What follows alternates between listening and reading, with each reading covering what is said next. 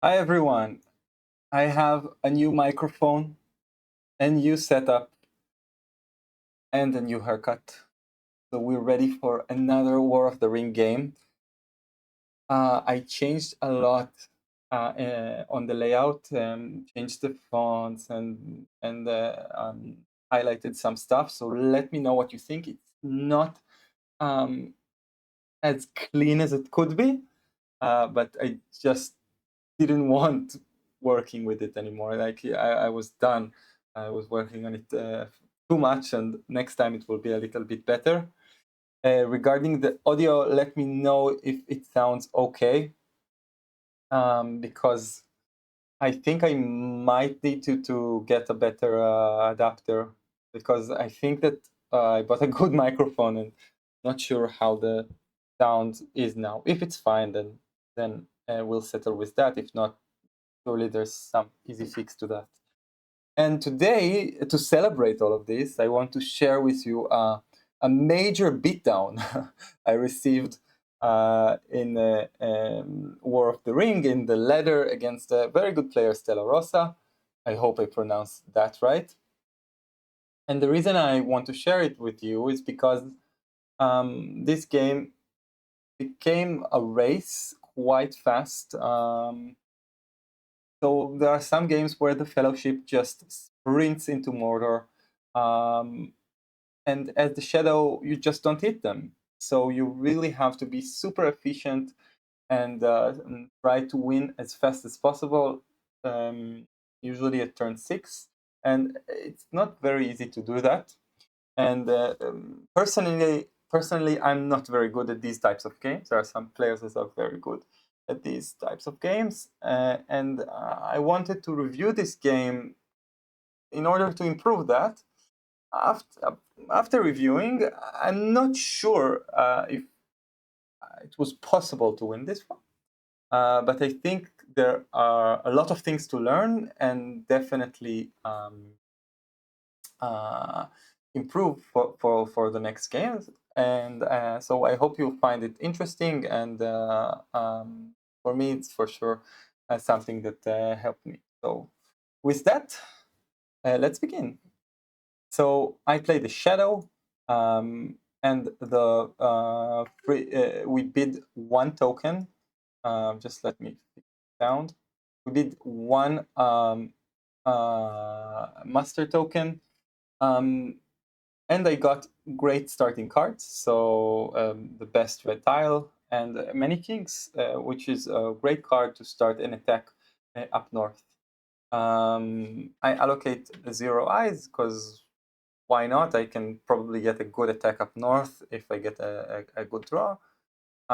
We speak a bit, and I roll 1 eye and 2 masters. That's perfect. Yeah, we're speaking about his vacation. Okay. And here we go. So I master Saruman to war, the Isengard, obviously, and I won't get Saruman until this Will of the West will go away, because I don't want to give Gandalf on turn 1. He passes, and I start moving. So again, my plan is to attack north. He does not have a lot of masters. Probably it will be hard for him to get the elves towards the war in time to really stop my attack here. So I start moving guys in Mordor, and also getting prepared by bringing one regular to Moria. The reason is I want to attack Lorien, because it's a good idea to get 2 elves together into siege, so this way he cannot reinforce the other strongholds very easily. And the nice thing about bringing the extra unit, other than obviously it's an extra unit, is that it activates a lot of cards for the shadow people that need shadow people for the shadow that need these Isengard units for their cards. So what I do, he walks and I hit. That's a good start. It's a 1. He takes it. I guess you can sacrifice Gandalf here, but it's kind of dangerous because you just got hit on the first move. You're going to move more times. So yeah, I think it's a good idea not to sacrifice Gandalf here. I continue moving towards the north. He walks again. I miss. And I get out of Mordor to Dagorlad. And here I'm quite flexible. I mean, I can follow through with my plan and go north, but I can definitely attack Rohan, attack Gondor. So that's a good place to be at the end of the first turn. He walks again, and unfortunately I miss. Hitting here would be nice, especially a reveal. Could really change how the game looks. But yeah, I miss. But now he used his Will of the West, so I'm safe to bring Saruman. And then he uses his move to bring guys from Edoras to Westernnet and from Karak to Old Forest Road. Makes a lot of sense. This move prepares the guys to go to Helm's Deep and defend this stronghold, so that's a very common move. And the other move is bringing the guy to Old Forest Road. I think it's obviously good if the three people have scouts. This way they can reinforce Woodland Realm and get the North to war. But even if they do not, I still like this move because usually it will burn half a movement for the Shadow. It gets the North one towards war. And the Shadow can miss. It's not. It doesn't happen very often, but it can happen. So I like this move. And I play many kings because I have an idea that I want to attack up north. I could have played the Ring is Mine too as well, and maybe keep the flexibility because Great Host is also a great effect. So maybe that was a slight mistake. But I play it and put regulars in North Rune, South Rune, and near Harad.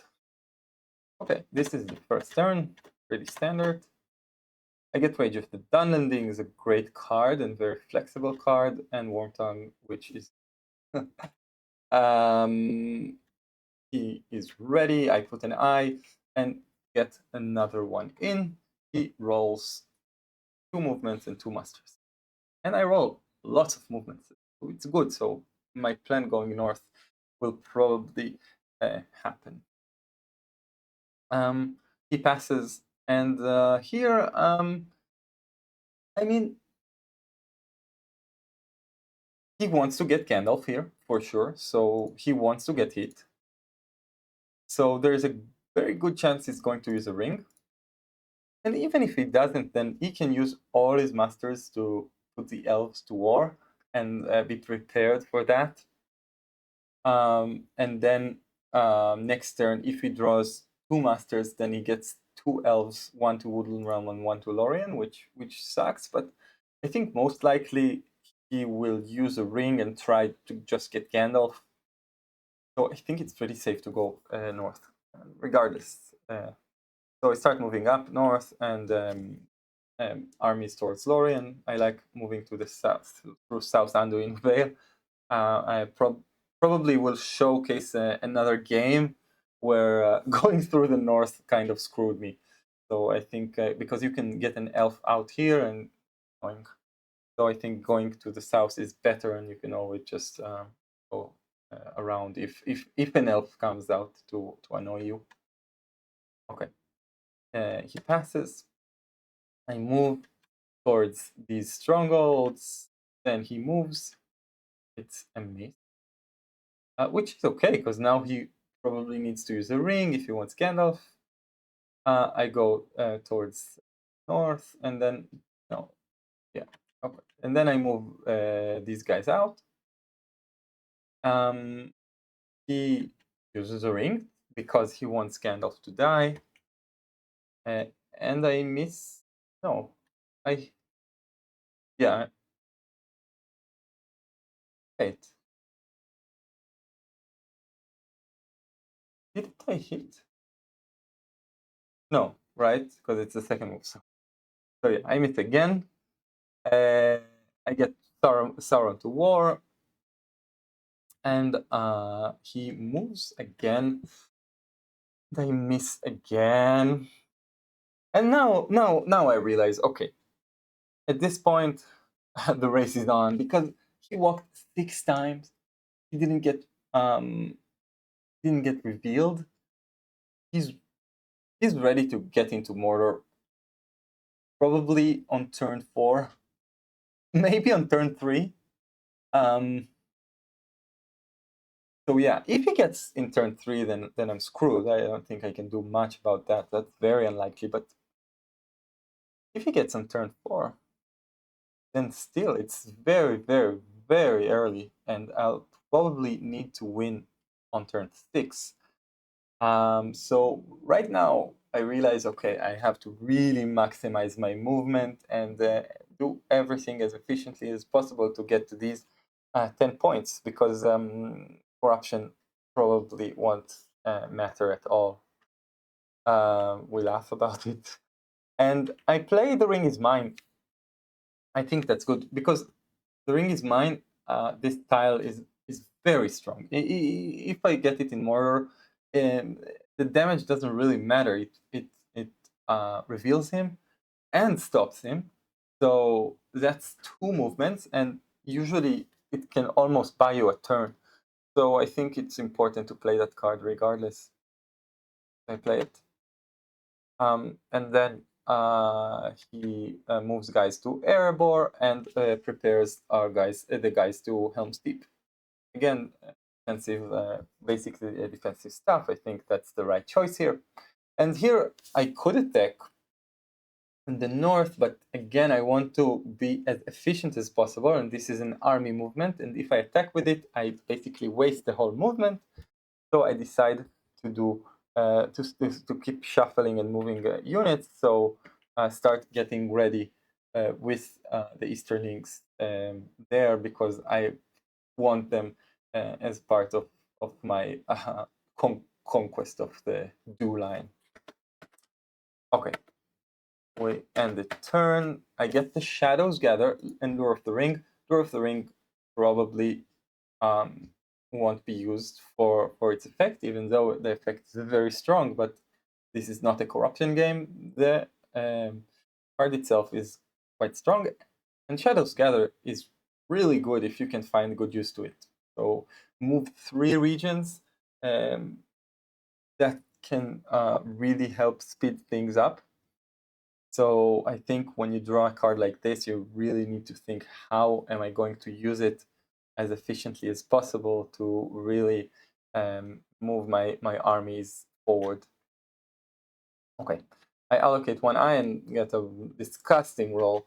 And he gets 3 movements on a 1 eye, so we can get inside on turn 3. I whine about this a bit. He starts walking, and I miss. And at least I got the character card, so that was efficient in that sense. So moving these guys and not attacking was probably the right choice. I have 3 Palantirs. I have a ring. I have no idea what am I going to do with all these Palantirs. I guess Rage of the Dunderling is a great card. I can use it here. It's very flexible. Not sure where yet. Will be hard to attack Rivendell. And I still need the Masters to get the Witch King and to get the Southrons to war, because I really need them at war. So I think it's not yet the time to start mastering here and think what I do with the Rage of the Dunderlings. So I draw a card. And Olog Hides is fine. I can play it. He moves again, and I hit, and it's a reveal. So whew, he's not he's not going to Mordor this turn, at least. And maybe not getting Gandalf if it's a 0 or an I, but it's a 2. Sacrifices Gandalf, and Aragorn now leads the Fellowship. I attack Dale because you can start attacking Old Forest Road, but we don't have time for that. We need the point from Dale and start moving forward with our plans.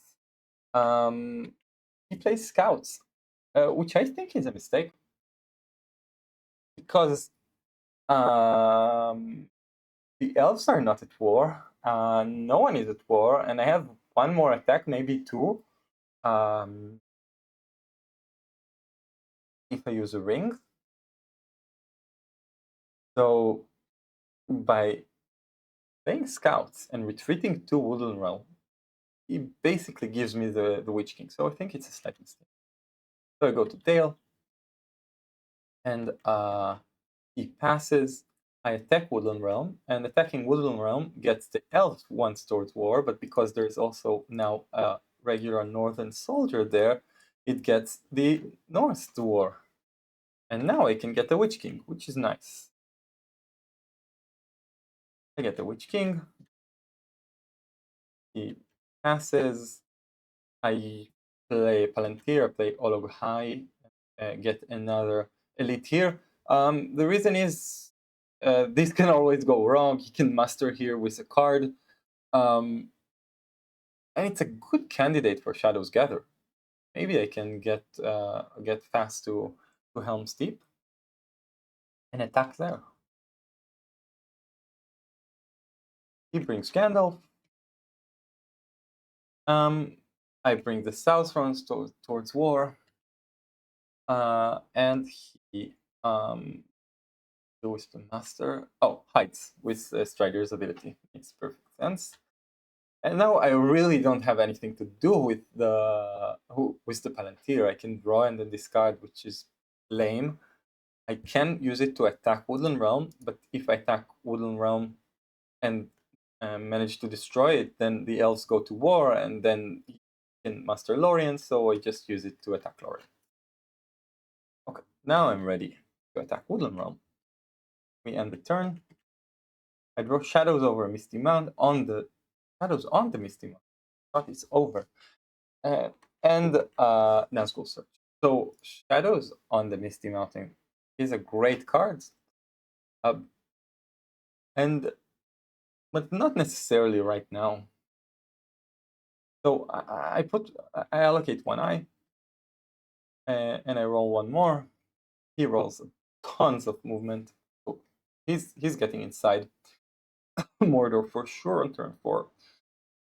But now I'm thinking, okay, I have Shadows on the Misty Mountain. That's 2 elites. I have Rage of the Dunlandings.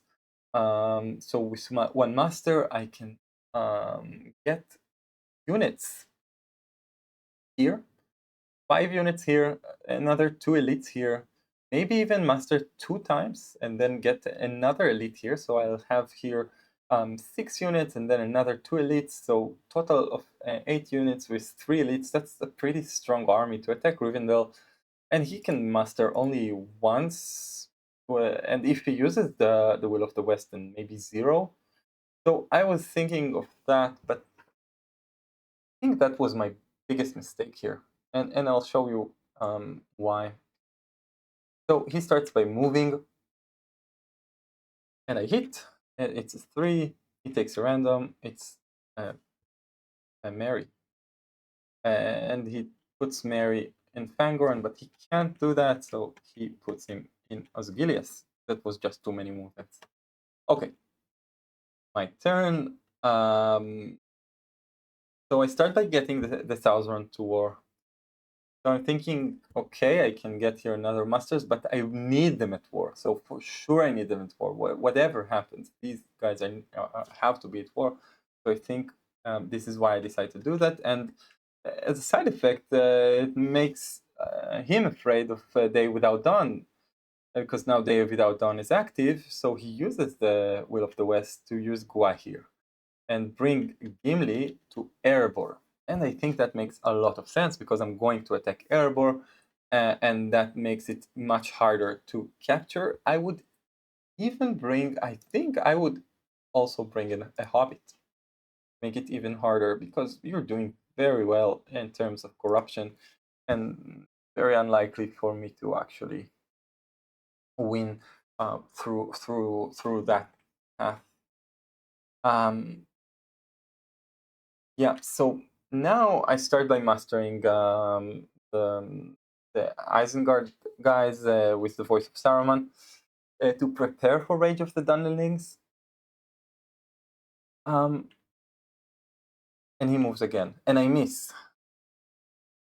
And here I start attacking Rivendell, and I think it's a mistake. I think it's a mistake, and I'll tell you why. Because I have 2 Palantirs, so I want to use the movement to attack, because I need to win as fast as possible. So and I want to use the Palantirs as efficiently as possible to get the best out of my hand. So basically, I have 2 Palantirs to use. I mean, I could use the character. It's not illegal, but I think it's not the most efficient. So using shadows on the Misty Mountains feels to me not that it's not strong enough. The reason is, first of all, Onslaught is a great combat card in these situations, just to get the final blow. And that means that I'm not going to use Nazgul Search, and that I don't have a clear target anymore for Shadow's Gather. I think a much more, I think it makes much more sense to start to use Rage of the Dunlendings in a different way. I was fixed on getting to Rivendell. I thought, wow, use this wheel, now I can get to Rivendell easily. But Rage of the Dunlending is a very flexible card. I can get my regulars here and attack the Shire, or can get them there and mount an attack on Helm's Deep, the Gap of Rohan. And in this situation, I think that getting them to the Shire makes the most sense, because this way I can get the 4 cities, Shire, Pelargir, Dale, and Edoras, and use my Shadow's Gather to reinforce Rohan, and then attack from here, get Helm's Deep and Edoras, and through that I have 10 points, because it's 2, 3, 5, 6, 7, 8, 10. And on top of that, I get to use Nazgul Search, which moves the Nazguls. So yeah, I just think that this would give me the best chance of actually winning. And let's see what I did. So I played Rage of the Dunlendings towards Holland, and Shadows over Misty on the Misty Mountains. And then I move there. And now, oh, he musters the elves towards war. And now I have to use my character die not to attack. So that's also inefficient. And he uses a ring, which I think is correct, to master Rivendell. And now it's not such an easy stronghold to conquer. I attack it, okay, because I commit. And he puts the Horn of Gondor. And that's the end of the turn. And I want to show you how the board state would look if I had gone with the other plan. Let's see if it works. So I might have some technical difficulties. Let's see. I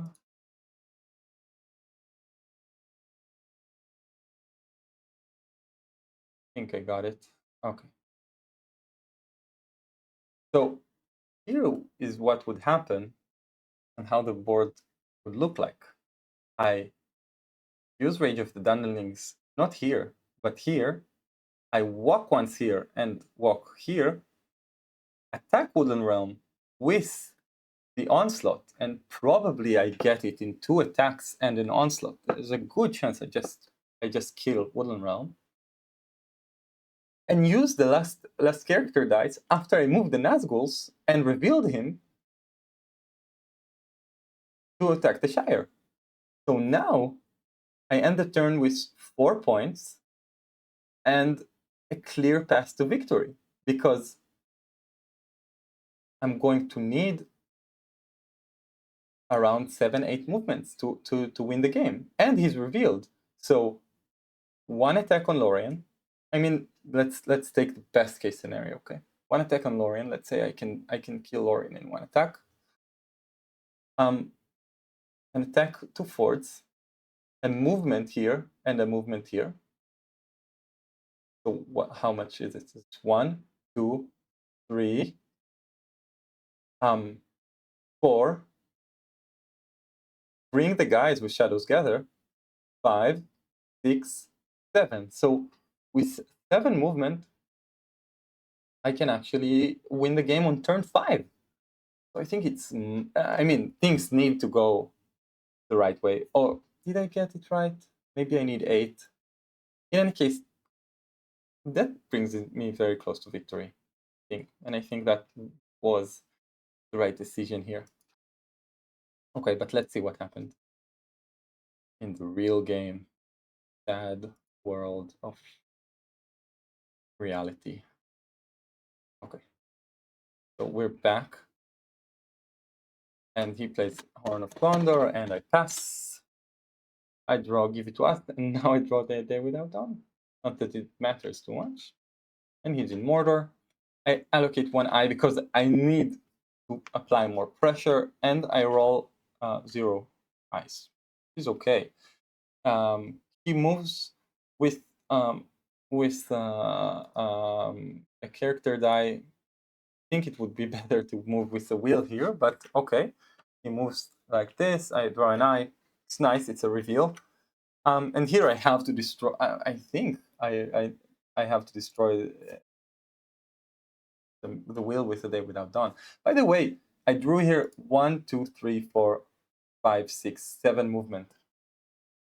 If I so how much was it? 1, 2, 3, 4, 5, 6, 7. Yeah, I think I could have won this on turn 5 with the with the other. I mean, again, not so likely, but look at the position right now. So I use a Day Without Dawn. I'm not going to win this turn for sure, and maybe I can win next turn. And for that, I need him to move as few as possible. I bring the mouth. He hides with Strider's ability, and I start getting guys towards Erebor and the Pelargir. He moves again. It's a 3, random, and Strider. But maybe he should have taken the 3. Don't know. Could get ugly, I guess. But yeah.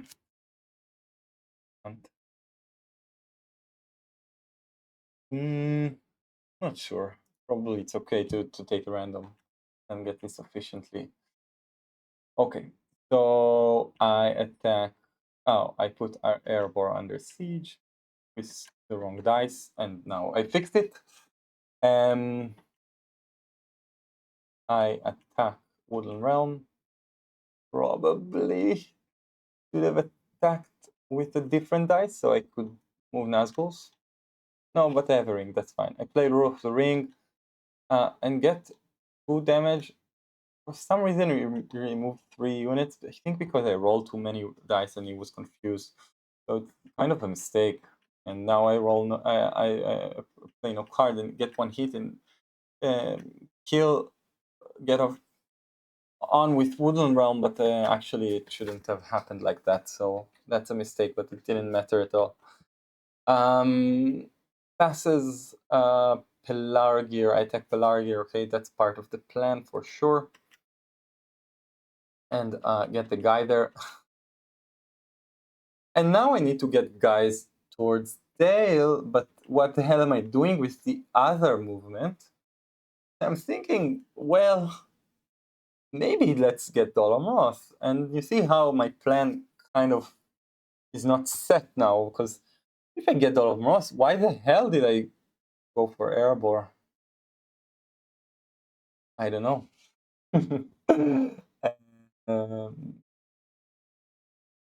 And now he moves again. It's an eye. Nice, it's a reveal. So I take Dolam Roth, because why not if I can get it for free? And we end the turn. I get Breaking of the Fellowship and Threats and Promises. I discard Warm Tongue. And allocate an eye and roll none. So here it unfortunately got a ton of movement, but you know, I somehow managed to not lose this turn, maybe draw a red tile. Then I can actually win this game. You know, this looks easy. And this looks okay.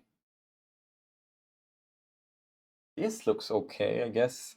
Or even Erebor. I'm not sure if how I conquer Erebor. I need to think about it because I was just playing fast, but probably I need to start sieging Erebor here because then let's say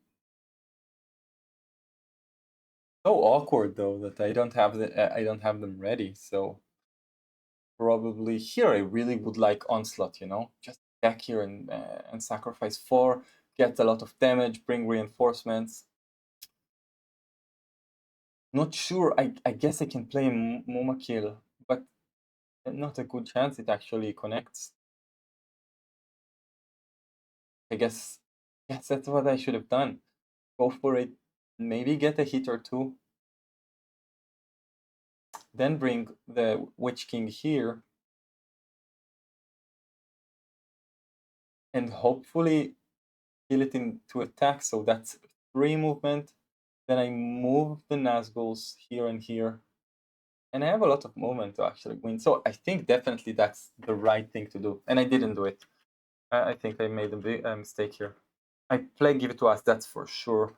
I need the red tile to survive.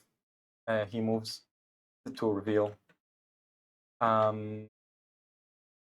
Okay, so my microphone actually failed at the last 1.5 minutes.